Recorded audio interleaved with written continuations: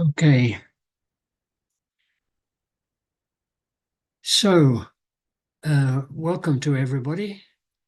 Welcome to the first of this series of talks on 50 years. My wife, Nancy, and we were going to do this commentary together. Let me show you the first slide here.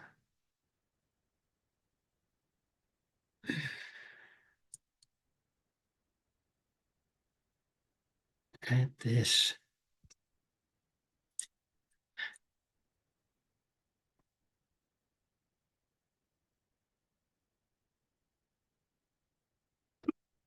Doctors in the Heart of Africa, a story of 50 years. So, first presentation is called Why Africa? And it's going to be a lot more personal, probably, than all of the rest of the series, two to through to eight. But it's how it came to be that the two of us got together, how it came to be that we decided to spend our professional careers in the middle of Africa.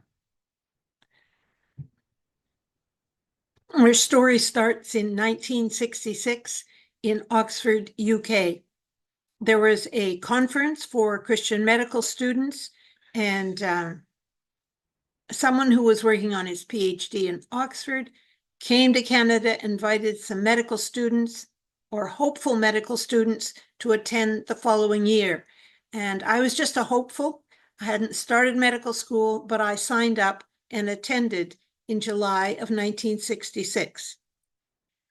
So the first international conference was held there in Oxford. It's now held every 3 years. It's usually held in collaboration with the International Congress of Christian Physicians, and they're the ones who provide speakers for the student conference. So the most recent conference was in Arusha in Tanzania. Again, two conferences held at once, one for physicians and dentists, the other one for medical students. So this was the first held there in Oxford, and this was the podium from which speakers spoke. Our slogan, the Christian in medical training, and there I am leading one of the meetings because I was on the committee that organized this international conference. And immediately prior to the conference, I went to Montreal Children's Hospital as a medical student. I went there to do my pediatric study as a medical student. I was studying at the time at St Bartholomew's Hospital in London, but they had a very, very small pediatric section, very specialized, just one or two particular diseases that some of the pediatric consultants were interested in. So I wanted to get a much broader experience, and I certainly enjoyed the 3 months that I spent there at Montreal Children's Hospital. I believe it's now disappeared, but it was somewhat old-fashioned when I was there, and nice to see the nurses in their bright uniforms, and I had to wear whites the whole time that I was there. Got to know Montreal a little bit and the mountain, and looking across to Montreal University there. In the late winter, early summer. And then from Montreal, I traveled by train from Montreal to Toronto. And I was there, 1966, the view of Toronto then from the islands, and the first of the TD towers being built at that time. But I stopped by in Toronto particularly to meet 3 students that we had been corresponding with in UK. They had registered for this international conference, and so they were shortly to come over to England to the conference, and I was on my way back to England after my 3 months in Montreal. So I contacted the first one on the list, Nancy, a certain Nancy Hauser, phoned up her mother. This is actually the three students who came. This is in light blue is Nancy, my wife, who you've been looking at just a moment ago. And here is Hardo Ilvers. No, sorry, Milan Springle. Milan Springle. Sorry, that's Milan Springle. And this is Ted Robinson. And those are the three that were coming to the conference. This is taken during the conference, was it? After. After. And this is a daughter of one of the presenters at the conference. Anyway, I arrived and I called Nancy on the phone, and her mother answered. So Philip explained who he was and why he was calling.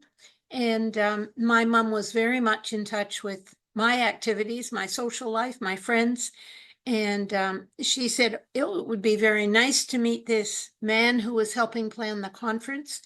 She invited him to dinner about 4 days later on a Monday night and told me about it and suggested that I call the other two medical students and they could come for dinner on Monday night. So Philip would be able to meet all three of us at the same time. She did say to me she thought he was probably about 45.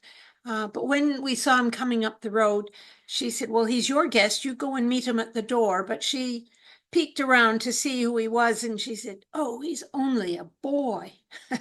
He was 23 years old. I think that Mrs. Hauser was hoping for a chaperone to look after a 21-year-old daughter who was going on her first overseas experience. I'm sure she was. So this is where it's actually not the right number, but it's a similar house to the one that Nancy was living in at the time. And that's where I had my first meal with the Hauser family. So the conference there in Oxford was a great success, I think. We had a good representation from right around the world, the majority obviously coming from UK, and discussions and seminars and some outings as well, and very interesting meeting students from other countries who are also studying medicine.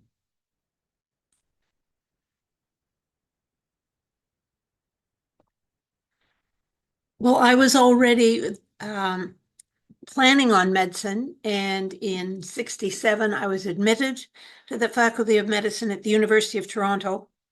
And then I attended a meeting of the doctors, the Christian Medical Fellowship, and the chairman said, well, you know, there's a great need for short-term and long-term medical and paramedical personnel. Anyone interested, please come and speak to me afterwards.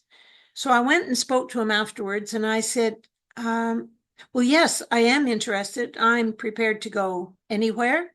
I've had 3 summers experience in a research lab at Sick Children's Hospital.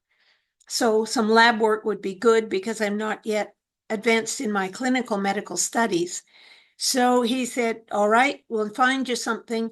And he found me a place at Mengo Hospital that I would work there along with the lab technician, and then the lab technician would take his month's holiday and I would carry on, just one lab technician in the small lab.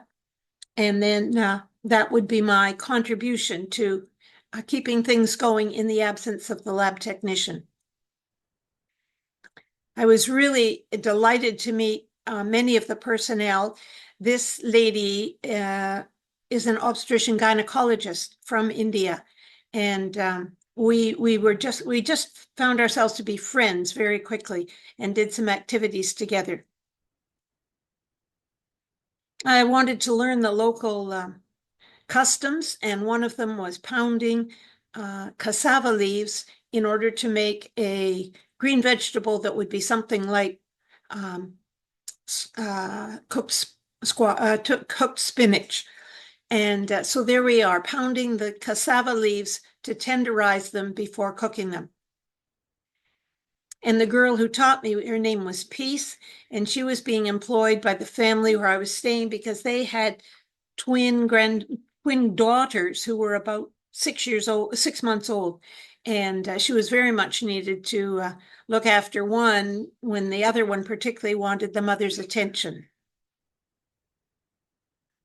On Sundays, I helped with a Sunday school class at the church, which most of the missionaries attended.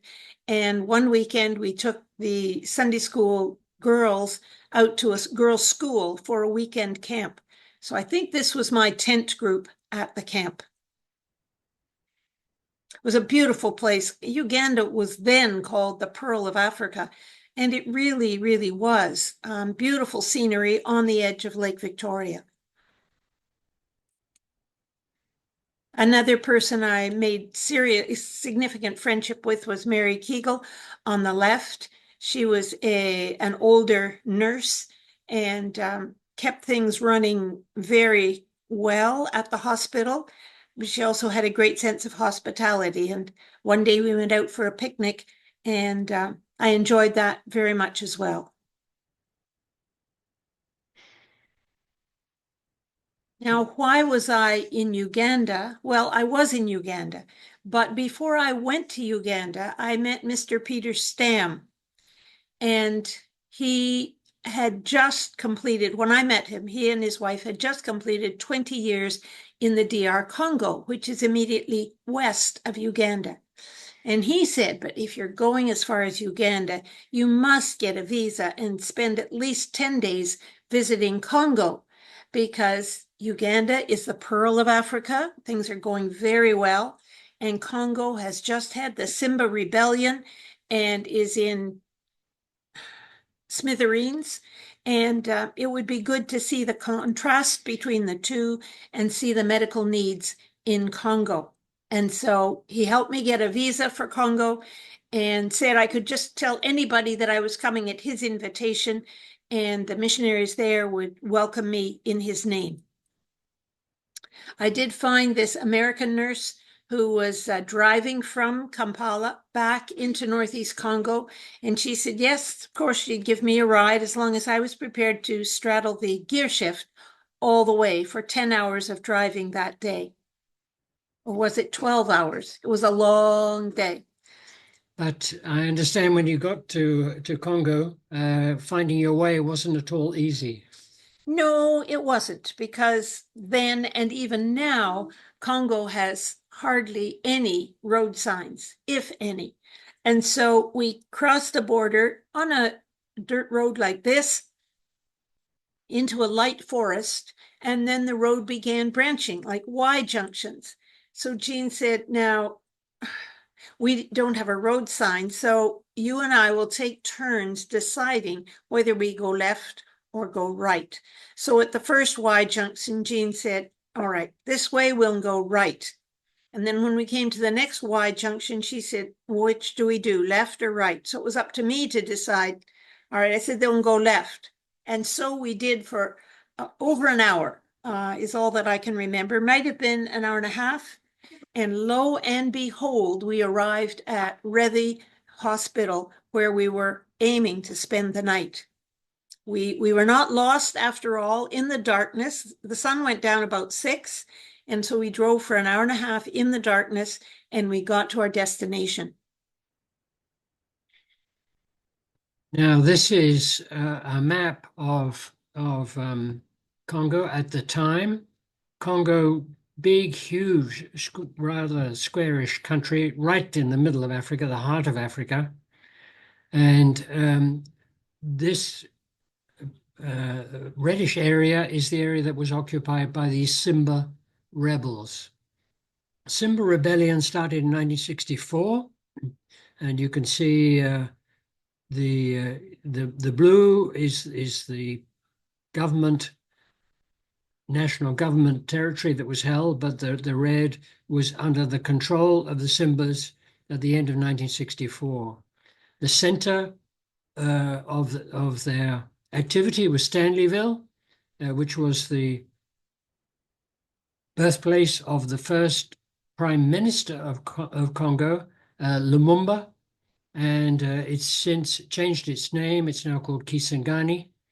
That'll crop up in studies in the future. And Paulis is now known as Isiro, and we're going to visit a very small hospital close to Paulis called Nebobongo in the not too distant future. So this was the area that was occupied by the Symbol rebels, and it was finally, the rebels were finally defeated by a whole combination of Congo army, foreign troops, particularly Belgian paratroopers, who parachuted into the area and was able to restore some kind of stability. I think they parachuted into Stanleyville, but also into Paulus. And the doctor that we know so well, who was rescued from Paulus. Now, the area that I was going to visit was over here, somewhere between those two, the ends of those two rivers, or even closer to Lake Albert. So I wasn't going into the area that had been the hot spot of the rebellion. But Nancy went in 1968, and the rebellion didn't finish until the end of 65. So it was still very unsettled, a very unsettled part of the world to go into, and in the humanly, every reason for Nancy's mother to be somewhat concerned about where she was going. When I was making my plans, I received a note from the people in the northeast corner here to say that they just had an outbreak of bubonic plague, so it'd be good to get immunized against that before I came. So I went to the University Health Service and told them my story, that I was going to visit this area that had an outbreak of bubonic plague. Could they please vaccinate me? And they, of course, were horrified. And they said, first of all, no, we don't have any vaccine for that. And secondly, if they've just had an outbreak of bubonic plague, you ought not to be going. However, that was not my leading, and I proceeded with my plans and visited without any consequences. This is the rebel government giving a laissez-passer, just a form of passport to enable people to travel around, issued in Stanleyville there, and a picture of Lumumba, the first prime minister, on that laissez-passer. He was dead at this time. He'd been assassinated, and we now know that assassinated by American and Belgian entities. But here's some of the Belgian troops arriving in order to quell this uprising. And I can show you a short video. We won't show all 5 minutes of it, but I'm going to show you a short video. We're talking about the birth of Congo. We're talking about 1960 independence, for which the country was not the least bit prepared. We think there were 7 university graduates in the whole country in 1960 at independence. There were no officers in the army who were Congolese. The most senior sergeant in the army was Mobutu, and he was later to become the president. But it was very, very unsettled 5 years after independence, and it's now 8 years after independence that Nancy is arriving. We have had a very, very close friend who was very much involved in this terror in Stanleyville, Dr. Helen Roseveare, and we'll be talking about her a little bit later on. But I'm just going to find you that video.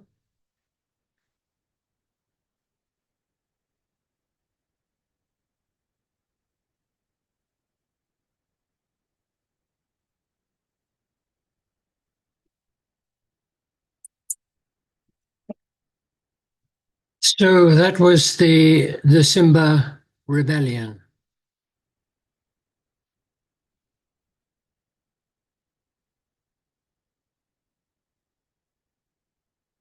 Now, 1968, and Nancy has arrived at Nyankundi. This is not a particularly good photograph, please excuse me. But it's built, the hospital built in a valley. You can see on the other side over here an airstrip. And when expatriates were allowed to go back into this part of Congo that had been decimated by the Simbas, they could only go back if there was an airstrip where they could be easily rescued if necessary, and where there was a radio as well. The fellow that started this hospital is called Dr. Becker, and here he is with his wife, Marie. Yes, Dr. Becker had been in the country, I think 30 years, and had been further down south. And much of his time, he was the only doctor at his hospital, and he had colleagues from his mission who were fanned out at 2 or 3 other hospitals, each one being the only one. And our friend Dr. Helen was at her hospital, the only doctor. And so his vision after the rebellion was that they all worked together. Especially important would be the formation of a nursing school so that they could train nurses who would be recognized by the government to carry on the medical service for the country. So Helen had tried to do this at Nebobongo Hospital out near Paulus, all by herself, being in charge of medicine and surgery and the nursing college, and had found it a very, very demanding kind of job. And she was thrilled to have an invitation from Dr. Becker to come and head up the nursing college there at Nyankundi. Nursing school at Nyankundi. And there is Helen and with some of her students.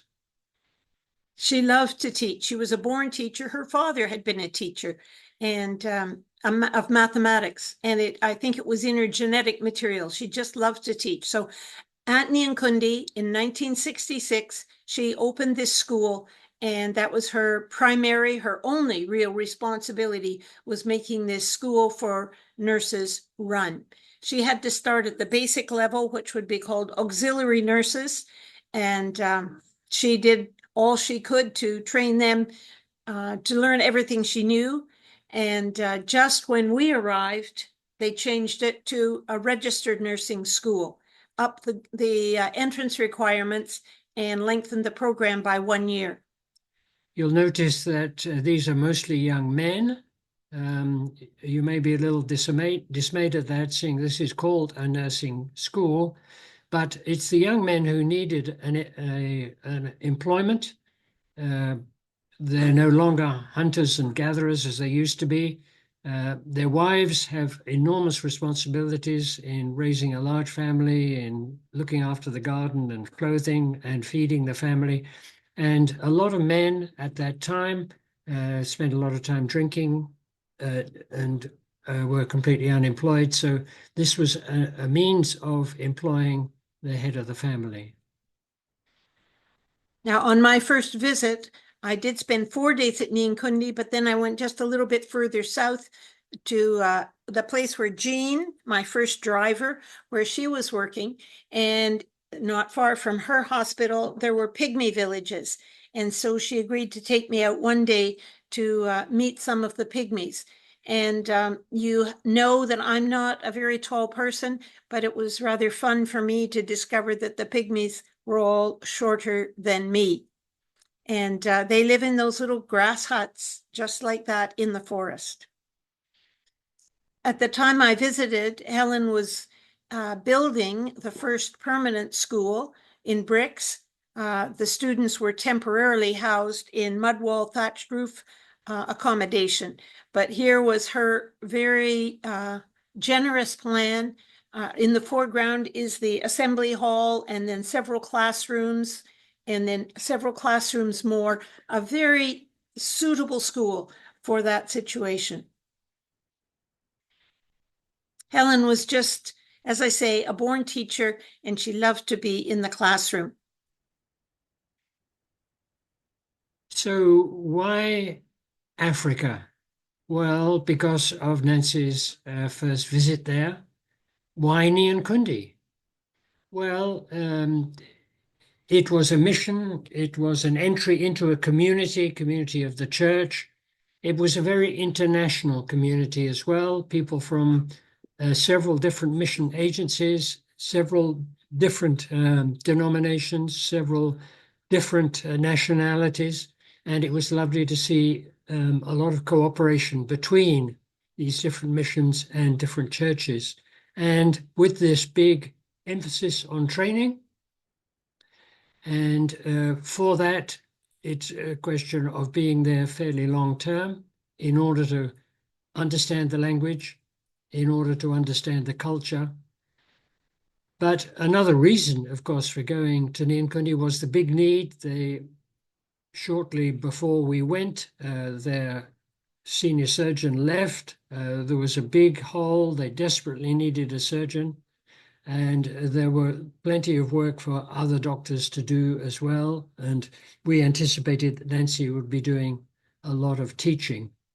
They had Congo government accreditation, an association sans but lucratif, but the school as well was accredited with the Department of Health in Kinshasa, and the diplomas that they were giving were recognized by the government. So these are some of the reasons why we felt that Nyankundi was to be the place that we should go. Here's the house, Dr. Becker's house, one of the first permanent houses to be built at Nyankundi. And this is a picture actually taken on Nancy's second trip to Nyankundi in 1970. Tell us how you went back there. Well, for all those good reasons that Philip mentioned, the fact that there was a training program, the fact that it was intermission with different missions and churches participating, and it just, and it was in French, which I had loved in high school.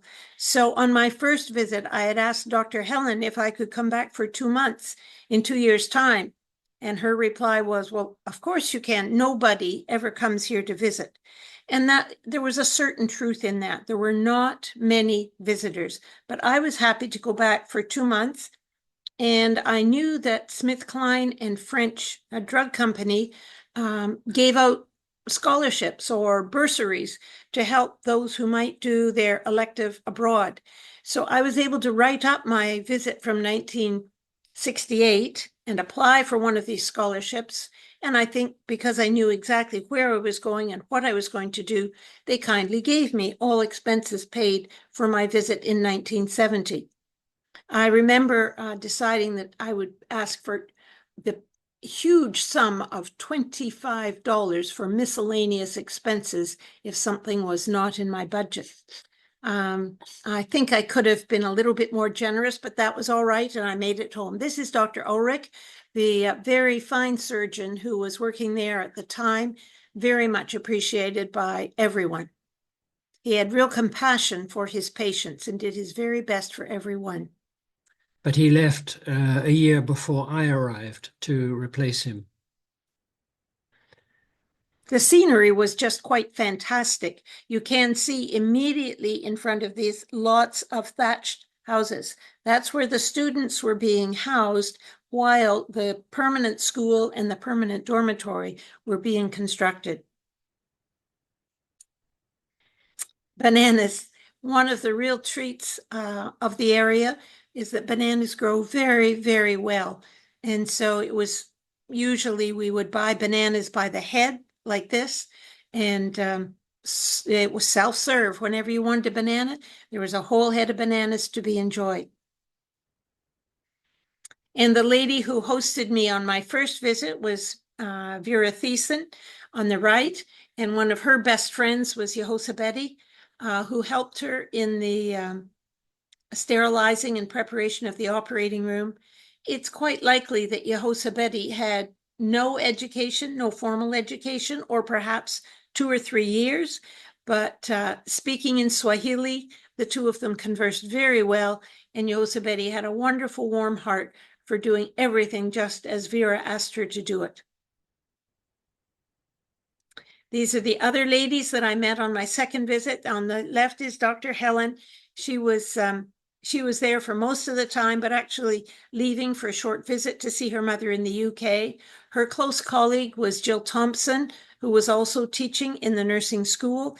And then there was Judy Gay, who had relatively recently arrived, and she was my hostess for my second trip.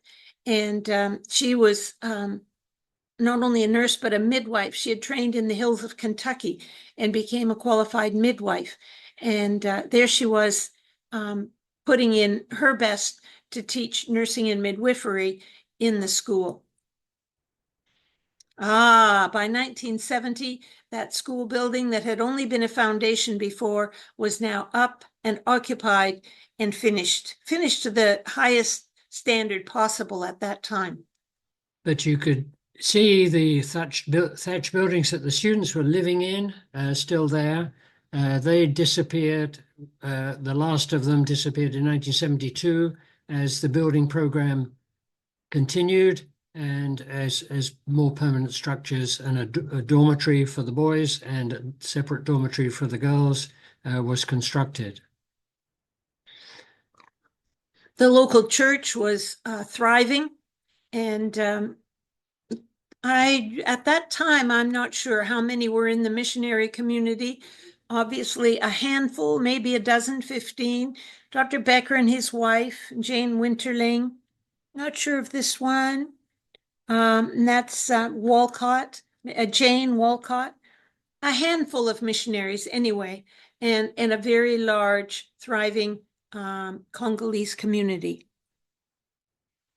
The connection to all the rest of Congo was by MAF plane, because the roads were really bad, and they weren't even sure that all the rebels had been detained. And so the difference in timing was phenomenal. There was one hospital, Nebabongo, that we later visited, and it took us an hour and 10 minutes in the plane. And on our first visit, it took us 20 hours by road to get there. And on the return, it took us 40 hours. So there was no doubt that going by plane was the best way to go and retrieve people who needed surgery. They could bring them in the plane in an hour and have them on the operating table and get the best possible care. Hospital lab. And this is a leprosy workshop, actually, and they're making shoes for leprosy patients who have anesthetic feet. They can damage their feet very easily just by walking. And so they need some protection, and they were manufacturing shoes and appliances for leprosy patients there. This is Jadeon, one of the auxiliary nurses. Two more of the auxiliary nurses, possibly gathering to go out to a community health clinic where children would be seen close to where they live rather than having them come to the hospital. And when I got involved in this service, there were 13 clinics, and we managed to increase it to 23 clinics so that more children, an average of 100 at each clinic, more children could be seen and given their immunizations, those terribly important things like polio vaccine and whooping cough, very much needed to keep them healthy.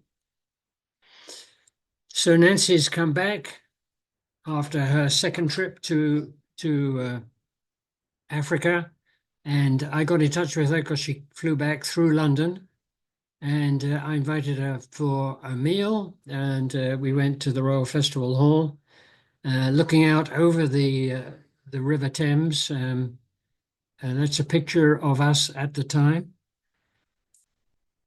But over that meal, we had a long, long talk. And Nancy told me Well, I said I really do believe that God is calling me to go back to the Congo to work full-time, lifetime. Um, and it's just up to him. I'm prepared to go single if that's what he continues to lead me on. But I'm not opposed to the possibility of getting married, but it's still Congo for the rest of my career. So I suggested that we go together, and I invited Nancy to marry me, and she said yes. So Festival Hall has a lot of happy memories for us. This is actually a picture taken by the Toronto Star. They came and interviewed us before we finally left, although this was, we were engaged for 2 years and then had a year in Toronto together before we actually left for Congo. We'll tell you about that a little bit later on. Royal Festival Hall, the embankment on the other side of the river, Cleopatra's Needle. And so we were engaged, but we were on different sides of the pond. Nancy in Toronto, continuing her medical studies, and I was in London, continuing my surgical studies. And so we did quite a lot of correspondence by letter. The unfortunate thing was in 1971, when we only just got engaged, the United Kingdom postal workers went on strike between January and March 1971, and that was quite a major problem for an engaged couple. But we found a way around that problem. I used to go down to the West London Air Terminal, just in Kensington. I mean, not that far from the hospital where I was studying, and I'd find somebody going anywhere. BOAC, the main overseas carrier from UK at that time. And I'd find somebody going to Paris and say to them, could you please post this letter when you get to Paris? Or somebody going to Israel or somebody going to Nigeria, and just ask them to post a letter when they got there, because I couldn't post anything in the UK. Well, here in Canada, I found my solution as well. My girlfriend's boyfriend was working for United Biscuits. And so he said that if I would write a letter and give it to him, he could put it in the official mail bag for United Biscuits, which would go from Toronto to London, and it would be delivered by a limousine to Philip in the at Bart's Hospital in London, where he was working. And so that worked very well. I could write when I wanted, give it to United Biscuits, and they would see that it got delivered by a chauffeur-driven. So what's this? Well, this is a cable. This is the underwater cable between England and Canada. And we didn't phone very often, but I remember one particular time when I phoned Nancy, and the line was absolutely terrible. You just couldn't really understand what was being said the other end. And here I was sending my love to somebody I didn't really know exactly who it was on the other end of the line. Lots of crackles. But the operator butted in. Obviously, the operator was listening in, and said, "Oh, I'll see if I can't find you a space on the satellite." And this was very new, and this was very much in demand. But she did find us a spot, and it was as clear as a bell. We could understand each other and hear very, very well that way. But we forget how fast the world has developed since then. We're talking about 1971, 1972. These things are just passé these days, but for us, this was a very new experience. So 1971, 1971, yes, I'd finished my surgical studies, and Nancy was just qualifying as a doctor. And so I came over, and I spent the next year in Toronto. Nancy was staying in a hospital residence, and I stayed at Massey College. college for graduate students. It's still there and very dear to my heart because of that 1 year that I spent there as a junior fellow in this graduate college. I spent the year doing studies in surgery in order to gain a master's in surgery at Toronto General Hospital, working for the Department of Thoracic Surgery with Professor Griff Pearson. I worked there in the Medical Sciences Building, which still today looks much as it did back then in 1971, 72, although they've added a piece on to the west end of it. So we were headed for Africa, and wasn't necessarily an easy position to sell to our friends and family. First of all, Nancy's mother. Well, her parents had been missionaries. And so for her, it was something sort of ordinary to talk about. And she had a mission group for the girls at our church, in which I participated. But when we told her that that's what we were thinking about, she said, well, I wasn't really expecting my daughter to do the same as my parents. But okay, if that's the way God is leading you, go ahead. My father asked me, haven't you thought of serving with the World Health Organization? And I said, no, I haven't thought about that. World Health Organization, heavy on administration and politics, but I wanted to be on the practical side of surgery and helping the local population. I had an uncle that we were very close to, and he was thrilled that I was studying surgery, expecting me to go on to be a high-up surgeon in UK, and he thought it was a waste of a good education for me to go off to Africa. And then there was a mission executive who listened. We were introduced and he asked a bit about who we were and what training we'd done so far and our hopes and aspirations. And his comment was, aren't you too well qualified to succeed in mission? And the answer is absolutely not. There had been a young doctor at Philip's Church in England who had been sent out to Central African Republic without surgical training. And he only lasted 1 year because to be the lone doctor in a hospital without surgical training was just impossible. Who was going to do the cesarean sections? Who was going to operate the strangulated hernias? Who was going to deal with the fractures? So he only lasted 1 year. Philip's training in surgery was absolutely essential to succeed in mission. And we left that mission executive behind.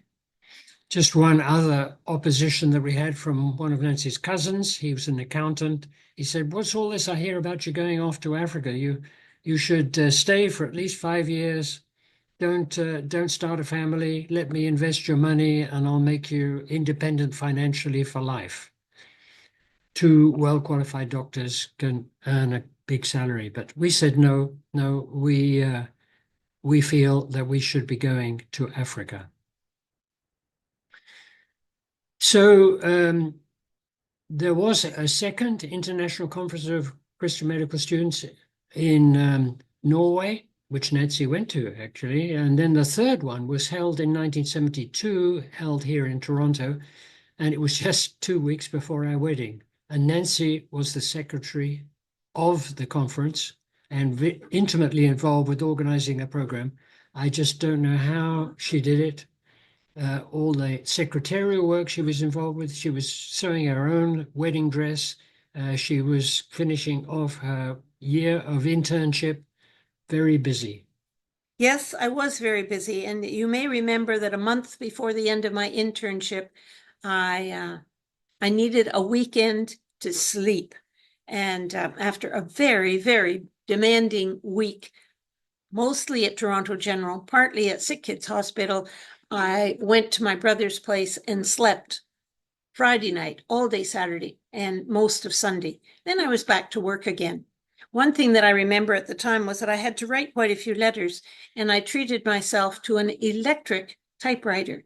And I really enjoyed having it, and I took it to Africa. And I, just about the time that we were getting into computers and a printer, I thought, well, I don't need the electric typewriter anymore. So I gave it to the secretary of the nursing school, and he was thrilled to have this electric typewriter. Obviously, at the conference. One of the students, probably from Uganda, was she? I would think so. Yes. But at the international conference, and some more students from all over the world that were there in Toronto for this third international conference. And so 2 weeks after the conference, we got married, and Harry Robinson from Little Trinity Church married us. He's a former wrestler for the University of Toronto. Big, big man, as you can see. I'm fairly tall, but he was very much taller. Lovely, lovely gentleman, and beautiful preacher as well. He appreciated the challenges for our parents who were there. Philip's parents came from England, and my parents were here in Toronto. And he knew it was a big challenge for everyone, shall we say, to see us getting married, knowing that in 2 weeks we were leaving Canada to start on our journey. But he spoke about Abraham, who was called of God to leave his home and to go to Ur of the Chaldees. And so that was a good example for us to retain for years to come. A wedding party outside the entrance to the church. Married. And on honeymoon at Lake Louise. We flew out to Calgary and then to Lake Louise. I didn't stay in the big hotel, but in a smaller hotel. But just a marvelous setting for our honeymoon. I don't think I had been west of Ontario before we got married. So it was a real treat to see something of Western Canada. And I didn't tell Nancy where we were going. I arranged the honeymoon, and maybe that was a mistake. She was a little bit shell-shocked after all this conferences and wedding. So, but that's where we were, and beautiful, beautiful scenery. We came back by train, 3 days on the train right across Canada from Vancouver to Toronto, and we thoroughly enjoyed it. I don't know what it's like now, but we had a room to ourselves, and we spent very, very little time in the room. We were usually up in one of the observation cars, and the trip was very well organized then. I don't know how it is today, but you leave Vancouver in the evening. When you wake up, you're in the middle of the mountains, and you stay in the mountains all day until towards the evening, you slide down to Calgary and into the prairies. When you wake up, you're still in the prairies. Then you go to sleep as you go into Ontario and the forests. And then when you wake up again, you're in Toronto. 2 weeks after arriving back in Toronto, we took the Queen Elizabeth on our way to Africa via Belgium. We just needed a one-way ticket, and it wasn't any more expensive than a return ticket in those days to go over on the Queen Elizabeth. Marvelous way of crossing the Atlantic. Takes you 5 days. Every day is only 23 hours long. So by the time you get to the other side, you're fully acclimatized time-wise. There we are in the ship, enjoying all of the facilities, swimming pools, a concert hall, many, many distractions. And there's our cabin. We even had a porthole.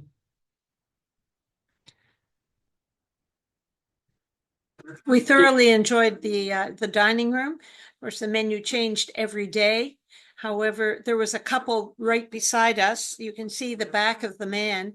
They were older than us, maybe celebrating their 50th wedding anniversary. We don't know. They were just older.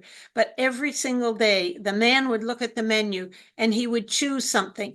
And he'd say, ah, the fish. Yes, the fish looks good today, doesn't it? And when the waiter came, he would say, we'll have fish for two. And the next day, whatever it was, chicken a la king. And he'd say, oh, the chicken a la king looks like a good choice today. Yes, we'll have chicken a la king for two.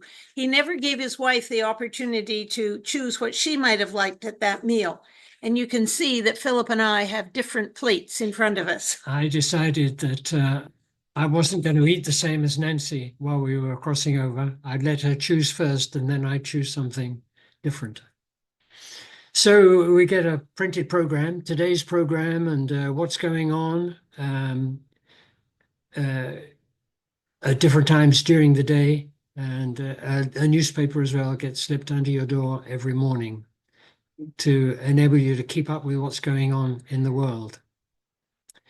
So I'm going to show you a short video now about Mama Luca. Now, this is Helen Roseveare.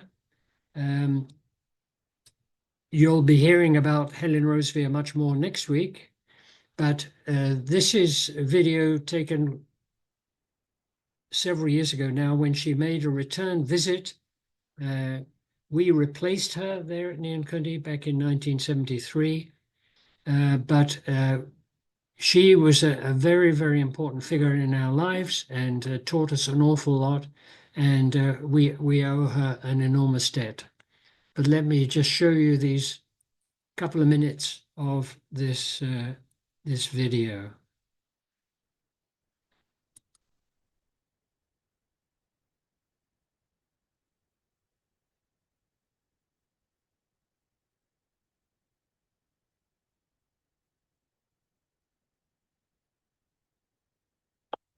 About the very first Zion.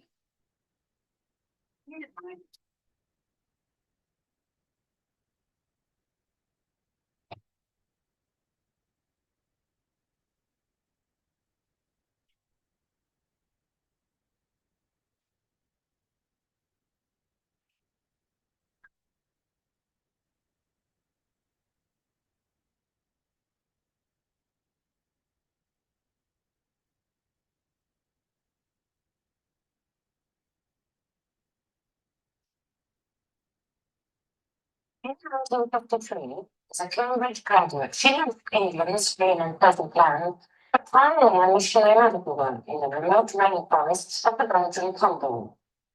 While she was there, the country gained independence, but then exploded into one of its first civil wars in history.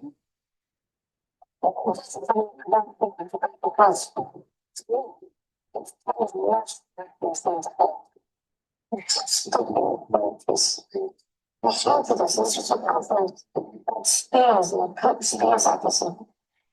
I was the terrible part of the now living and working in Northern Ireland.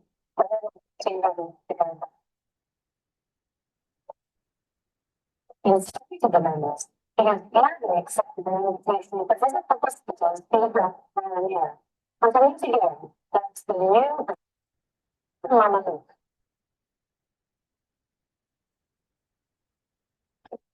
Now I'm actually tricky. It's just so exciting. I can't really believe it's true even. I just hope everything that they haven't changed too much.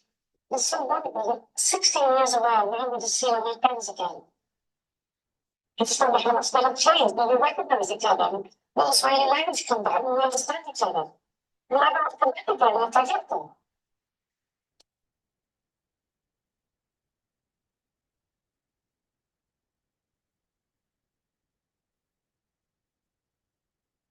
I'm sorry, that's all I have of that particular video. It's about half an hour long, and it used to be on YouTube, but it's been withdrawn, so I haven't got any other way of showing it. But that's the introduction. Why Africa? I hope you've understood. I hope you approve. We're ready for questions. And in the in-person session of this presentation, we'll be very, very happy to answer any questions that you might have. But until next week, when we talk about orientation, we'll say goodbye.